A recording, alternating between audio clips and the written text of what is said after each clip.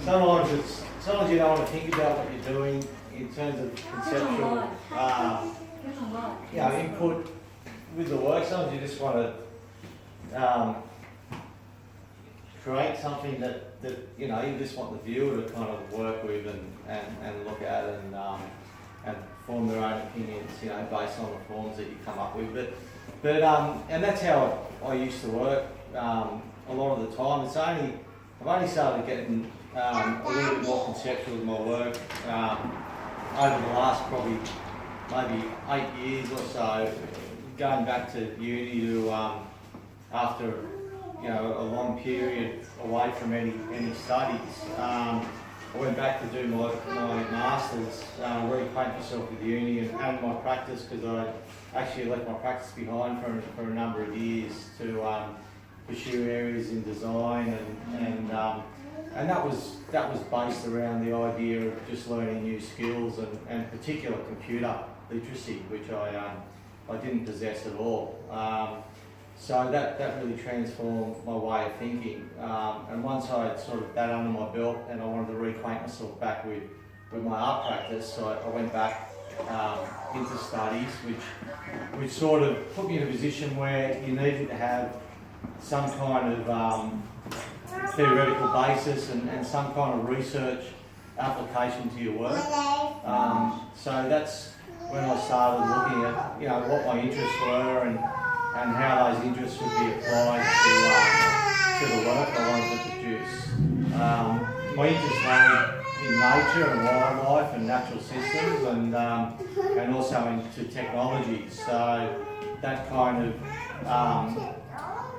moved my research into an area of cultural displacement, and in pursuing that line of research I sort of also wanted to have a playful side to the work. I didn't want to hammer concepts or ideas down people's throats, so the first body of work I started producing in line with that kind of way of looking at things was to do with automated farming industry and the displacement of cultural practices as a consequence of that. So I produced works, battery hands and free range, and a number of works which were kind of a little bit satirical play on the automation of farming techniques and how empathy for the animals that we utilise was swept under the carpet. And these sort of concepts evolved into other areas, like the Colonial Bunyip series, which I produced at 3 works based on that series. That's fascinating. Now, tell us about Star Wars and Mission Impossible. Oh, yeah. Was that fun working? Yeah, what happened in the what was it? The late 80s, at the start of I was working as a junk metal artist basically, and I got a role in a film called Reckless Kelly. I don't know if you guys remember Yahoo Serious, but back in the day when he did what was it? Something Einstein, I can't remember. Young Einstein. Young Einstein, yeah. He was sort of becoming a sort of big up and coming Australian film identity, and you got a lot of money to produce a film called Reckless Kelly. And at the time when I was doing junk metal work, their production team approached me and asked me to produce work for the film. So I ended up making all these bespoke motorbike fairings and sculptures and all these kind of crazy junk metal things for the film. There's a funny little side story to all that where Yahoo Shoes actually pinched my work, but and I had to do this kind of whole anyway, I'll say that down the track. It was quite a funny story, but we since that kind of made me think about possibilities in film, and in terms of making money, that seemed like a steady source of income for me. And then all of a sudden, I then actually earned a little bit of money for that period. I went overseas travelling for a couple of years, and then came back in the middle of the recession, and no one was buying art at all. So that coincided with Fox Studios coming to Australia and Sydney, and that sort of worked really well with me because I wasn't making any money and we knew there was some big films coming. So that's how that was sort of born. The Matrix was the first big Hollywood film that came in and got a job on that. The industry was really fresh and young, and although Australian film industry had been very successful and very good in what they're doing, we hadn't worked with $100 million budgets and stuff, so it was all crazy, unlimited money. Not for us personally, but for like we just had those budgets that were fantastic. Yeah. That's great. Congratulations. Thank you so much. Any questions? Yeah, any question? This stuff's great. Just stuff's great. It reminds me that films limited is up there. Jason, what did become of the artworks that were made for those films? for the Matrix.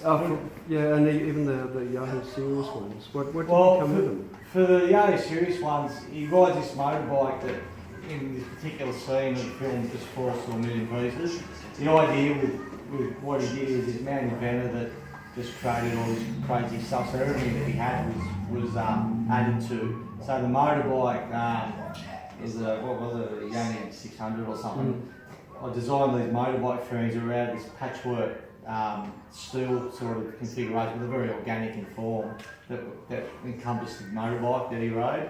And then they had this big pub scene that I made all these kangaroos and emus and all the bar furniture, and it was probably about 8 or 9 sculptors. And his bed made this kind of crazy looking bed on all these mechanical springs, and Oh my God, that's it was all awesome. And just quickly too, do you work organically? You just look around at what you've got in bits and pieces and decide this will go with that, or do you sit there and do a sketch? No, back in that time was exactly what I did. It was all based on assemblage. Like I'd go to, there was these huge scrap yards in Sydney that were like 4 stories tall.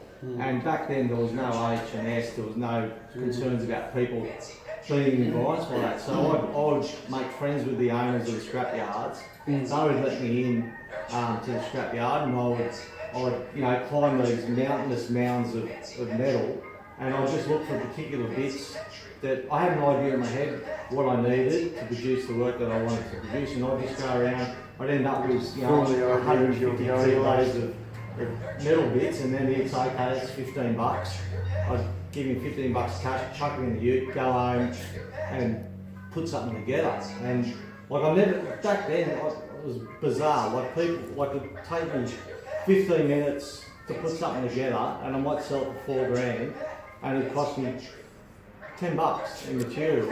And now these things cost me, that thing, if I added it all up, not with labour, just with the 3D printing and casting and everything, it's probably cost me, in excess of 10 to 12 grand in materials and 3D printing and whatnot, and taking me, X amount of hours, and I can't make a cent off them.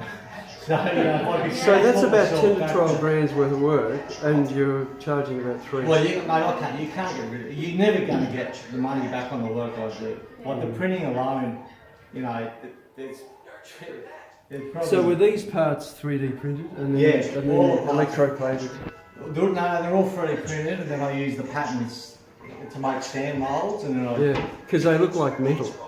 Yeah, they're all metal. It's all aluminium. It's 3D printed aluminium. No, it's 3D printed in ABS plastic. But it is. Okay. But what I do, I then take the say for instance this, right? That's the 3D printed material. And then you do a cast of it. Yeah. So I've still got the patterns. So I've still got. So you convert them to metal. Yeah, that's right. Well, you use them to make a sand mould, and then you pour the metal in the sand mould, and then you break the sand mould away, and you've got the metal. Does that mean like you actually pour the hot metal into sand mould with the ABS, which burns away? No, the ABS is out, and it's just the hollow input. Yeah, so you can reuse the pattern.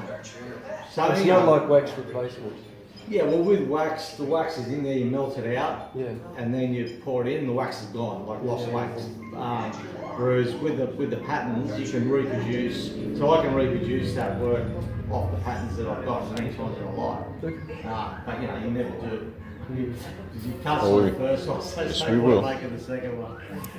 That's But yeah, amazing. but I do that sort of work because I'm interested in the topic and I'm interested in, Fantastic. it's passion sort of thing. I But suppose. artwork is one of these things that it's actually hard to charge. Yeah, you Put the never- price on it yeah. because you have emotional investment as well as Yeah, talent yeah. and everything else. Yeah, I'm never going to make money on it, No. but you know, you can't stop making Of stuff. course, it's your passion. Okay. Thank you so much. Thanks. Thank you.